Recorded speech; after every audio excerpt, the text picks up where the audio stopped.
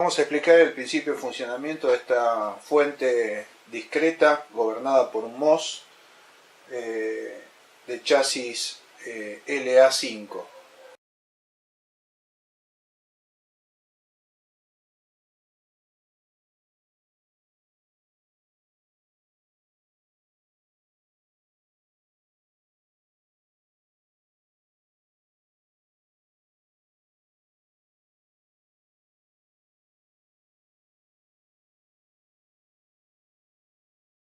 Se trata de una fuente de transferencia indirecta. De transferencia indirecta porque primer tiempo acumula energía y en el segundo tiempo la transfiere a todos los secundarios.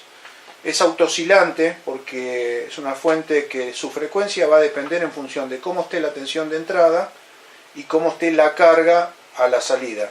Es una fuente con dos modos de trabajo. Modo stand-by, sin consumo. El único consumo que va a poder tener la fuente de alimentación es el microprocesador despierto. En stand-by trabaja en modo burst. El otro modo de trabajo es modo on, ya con consumo y alimentando toda la etapa de salida horizontal y la etapa de audio. Vamos a ver cómo comienza a funcionar la fuente. Desde el circuito de entrada, a través del choque de línea, resistencia limitadora, diodos, carga el capacitor C609. Este capacitor C609 forma parte del circuito principal de entrada.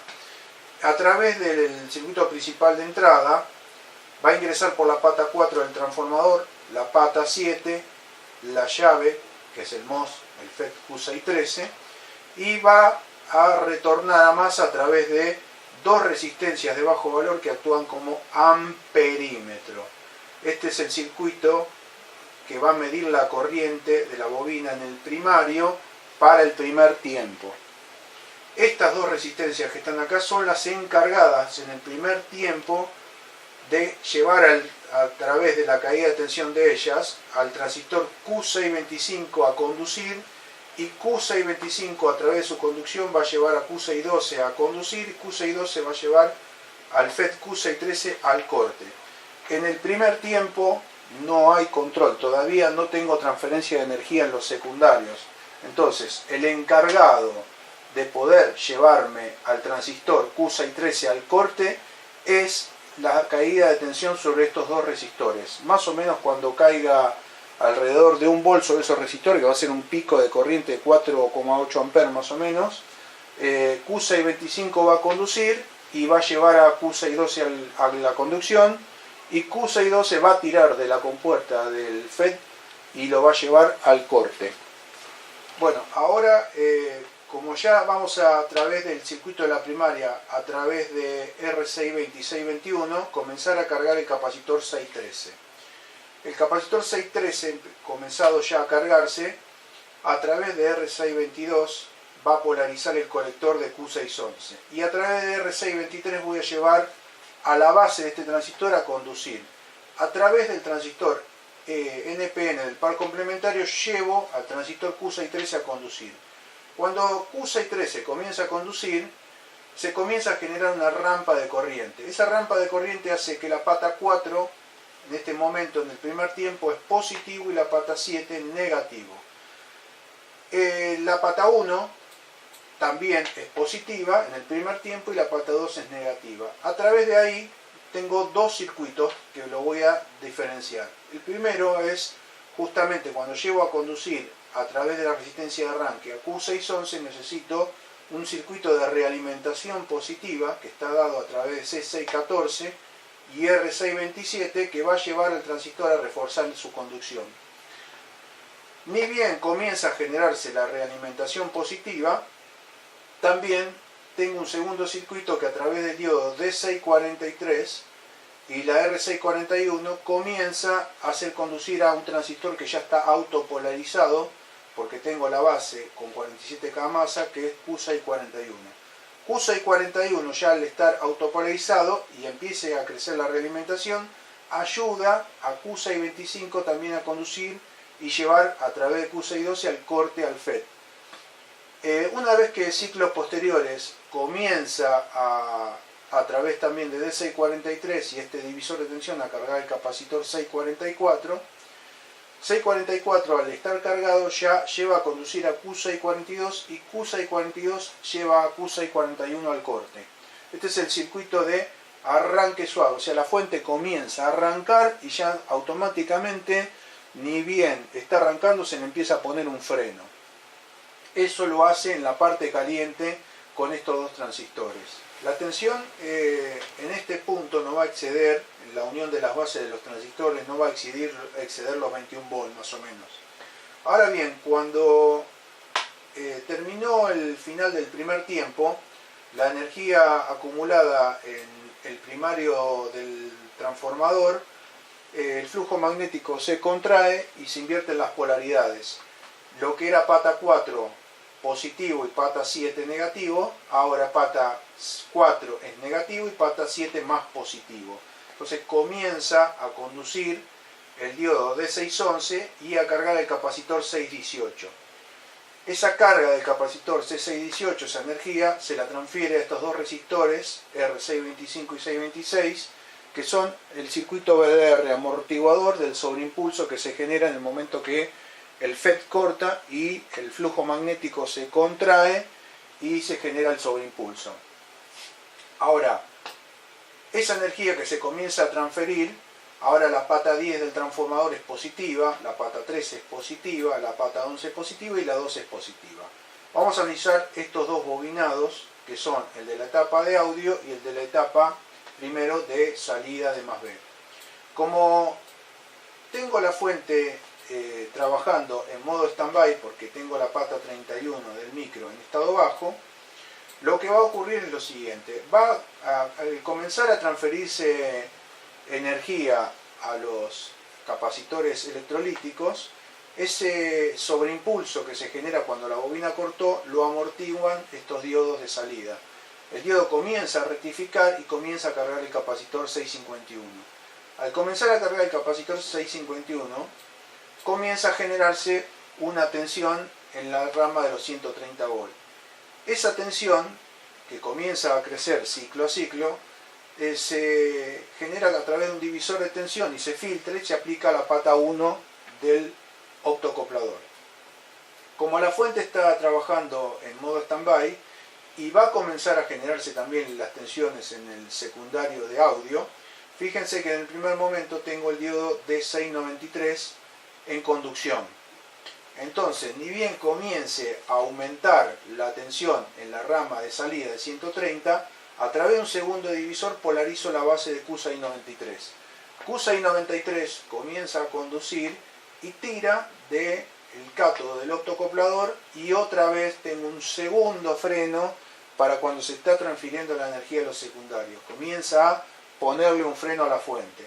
Ni bien se van generando las tensiones ciclo a ciclo en los secundarios de la parte fría a la salida, este circuito se empieza a desacoplar, deja de funcionar Q693 porque queda el emisor al mismo potencial que la base.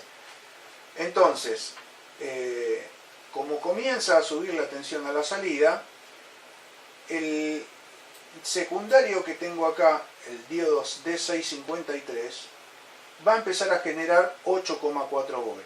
Esos 8,4 volts van a ingresar a través de la R672.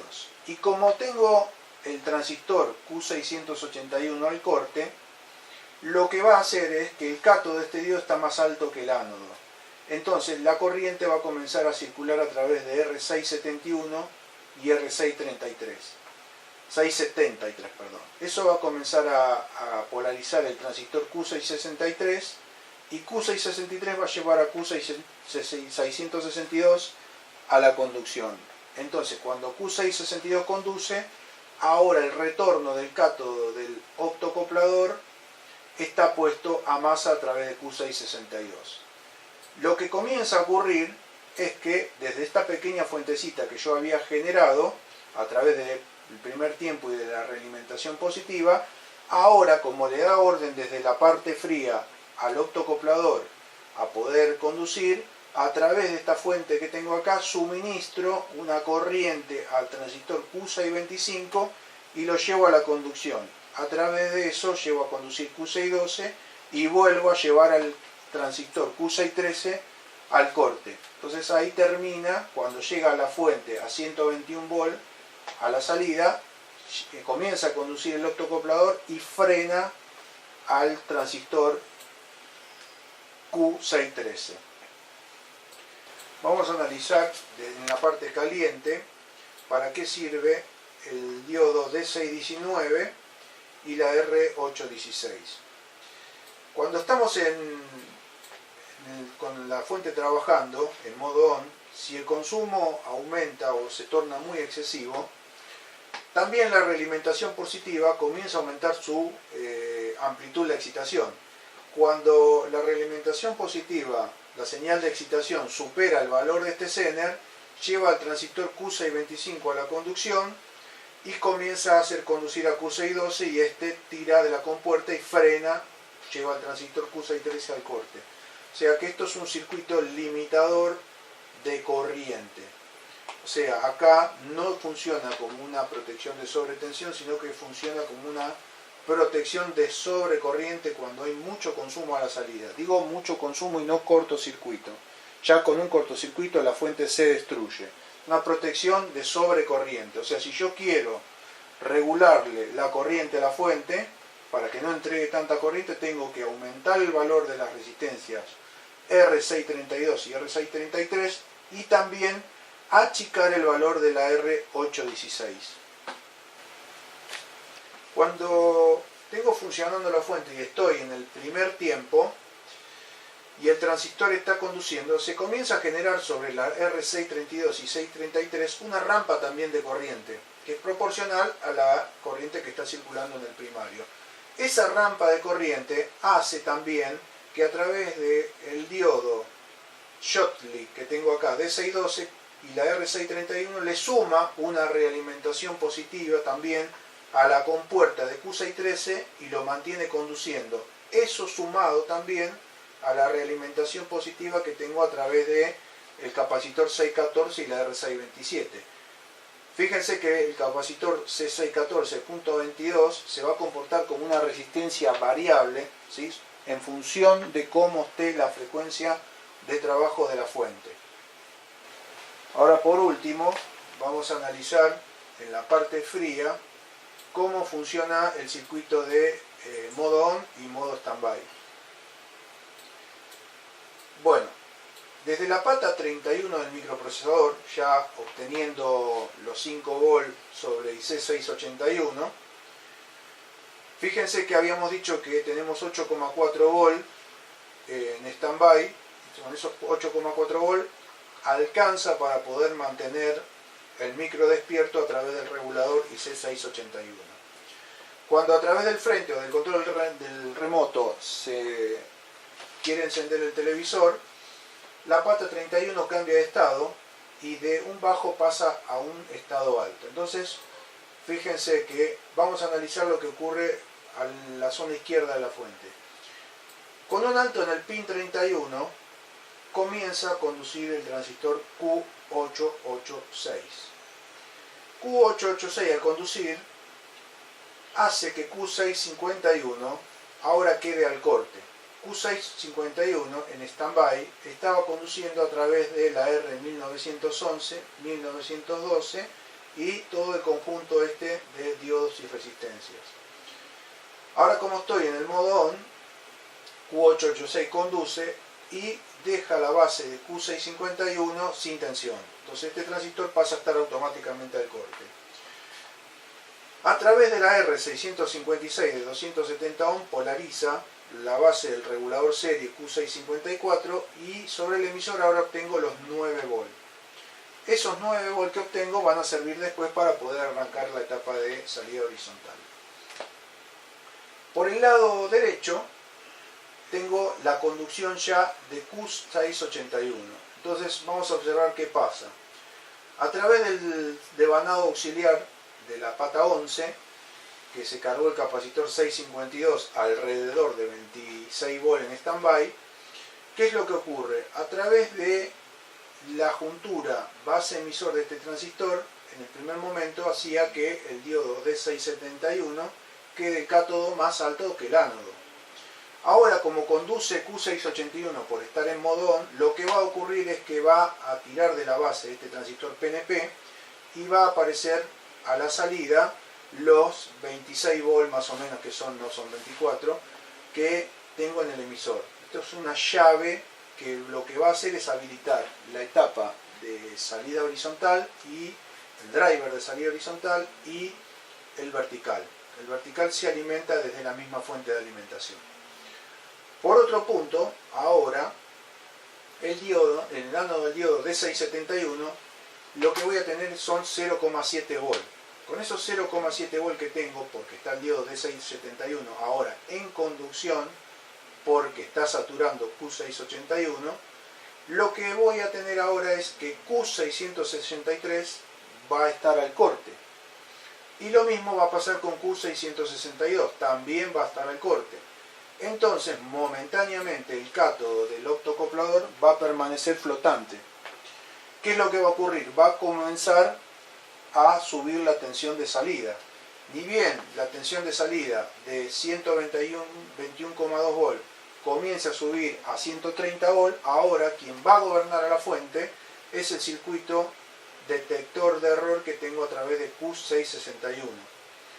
Un detector de error es una tensión de referencia fija en el emisor y un divisor de tensión en la base.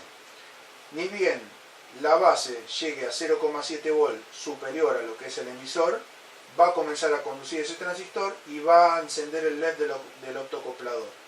Al encender el LED del optocoplador, lo que va a ocurrir es que justamente va a conducir el transistor en la parte caliente y va a llevar a Q625 a la conducción.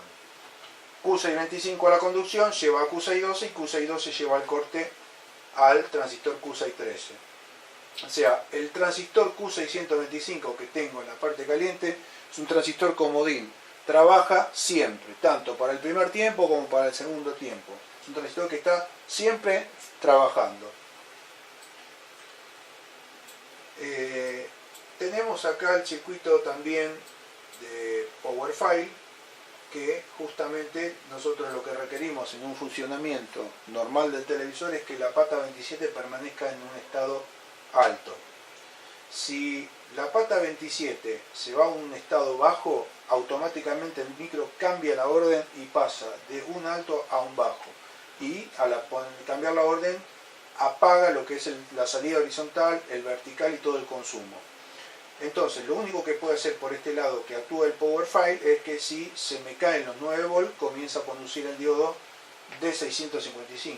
O lo mismo, si tengo un cortocircuito o abierto el circuito de 24 volt, conduce el diodo 645 y tira de la pata de 27 y la pone en bajo.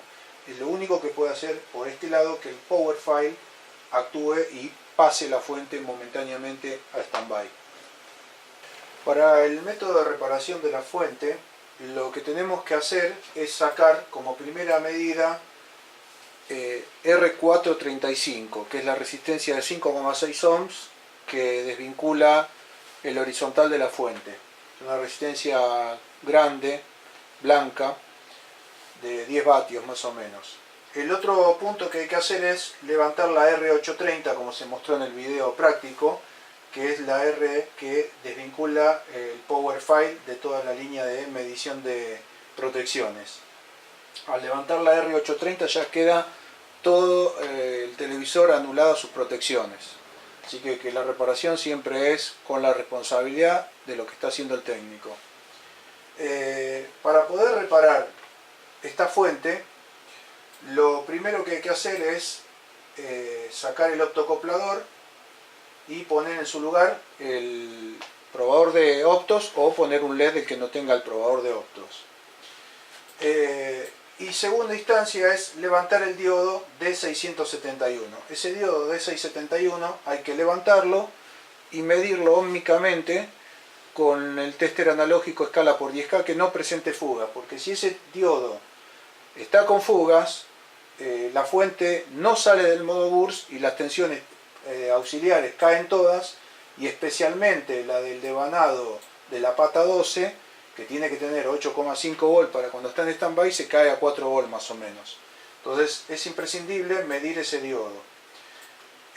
Otra cosa que hay que hacer es anular momentáneamente el arranque suave, o sea, quitar Q693 de la fuente, medirlo con el tester analógico que no presente fugas, y ese transistor se conecta cuando ya está terminada la reparación del televisor. O sea, se puede arrancar la fuente sin ese transistor.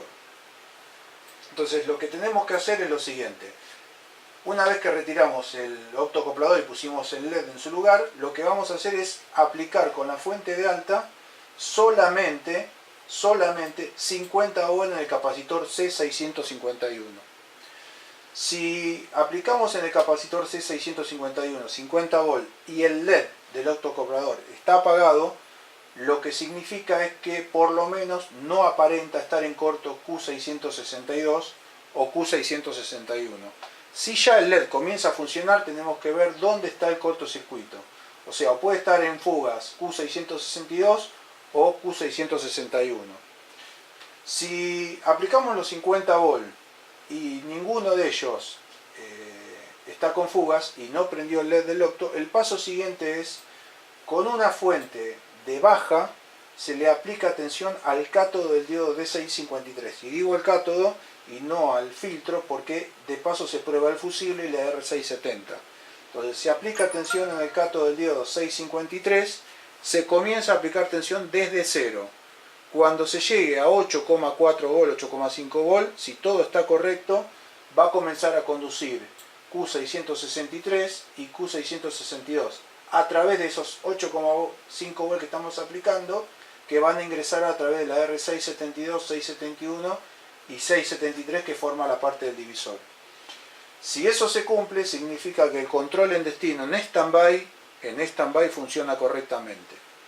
El paso siguiente que hacemos, que es cómodo, es quitar esos 8,5 volt que pusimos con la fuente de baja, y el variac que lo teníamos en 50 volt, ahora lo vamos a comenzar a subir hasta 130. Cuando llegue a 130, ahora si todo está correctamente, va a comenzar a funcionar el control en destino de la fuente, el transistor Q661. Voy a tener 6,2 volt en el emisor y los 0,7 más arriba en la base respecto al emisor. Con eso, si ya el LED nuevamente vuelve a prender, significa que el control en destino en corriente continua, en la fuente está funcionando correctamente.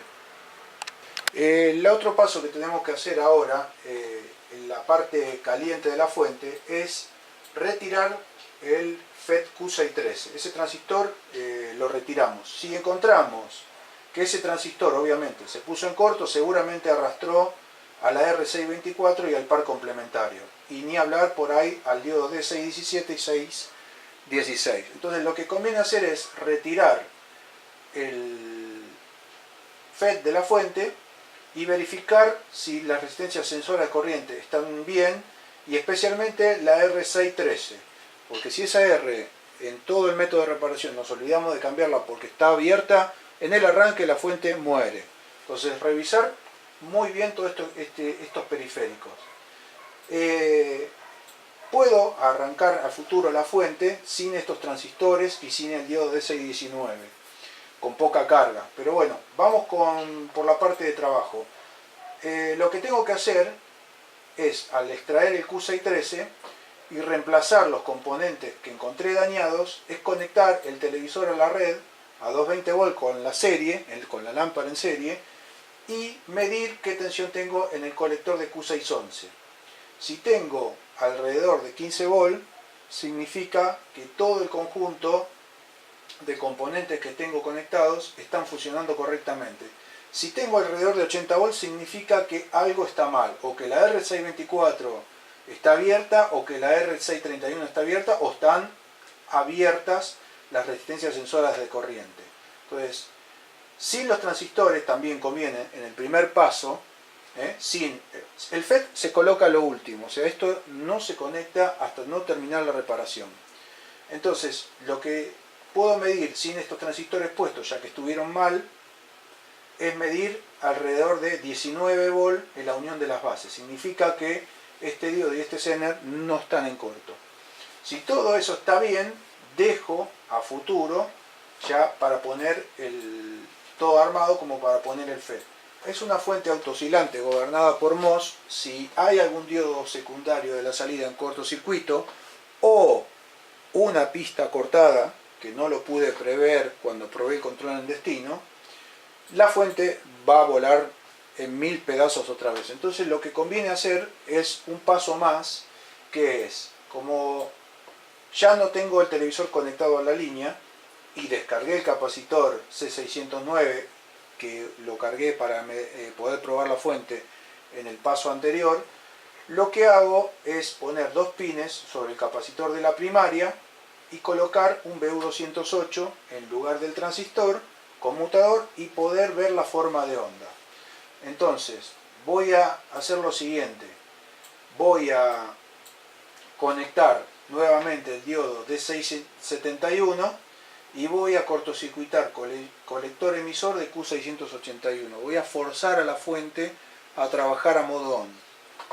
Entonces lo que voy a hacer es, como ya no tengo desde el primer paso Q693, lo que voy a hacer es comenzar con el BU208 puesto en lugar del FET a aplicar tensión en la primaria con la fuente de alta desde cero, y voy a colocar un pin sobre Q625 para poder ver la forma de onda que se ve en el video de la parte práctica.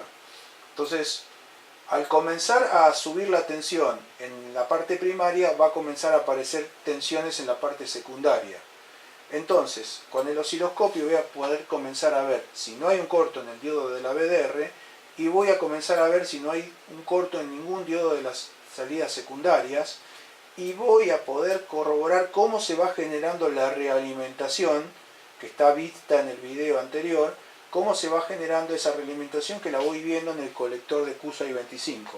Entonces, cuando yo llegue a la salida a 130 volt, ¿sí?, con una carga, conviene poner una carga de 2200 a la salida para que no quede flotando todo. Entonces, cuando yo llegue a 130 volt en la parte fría, el optocoplador en la parte caliente va a conducir y va a llevar a conducir a Q625. Y voy a ver cómo se corta esa realimentación, que está bien vista en el video de la parte práctica.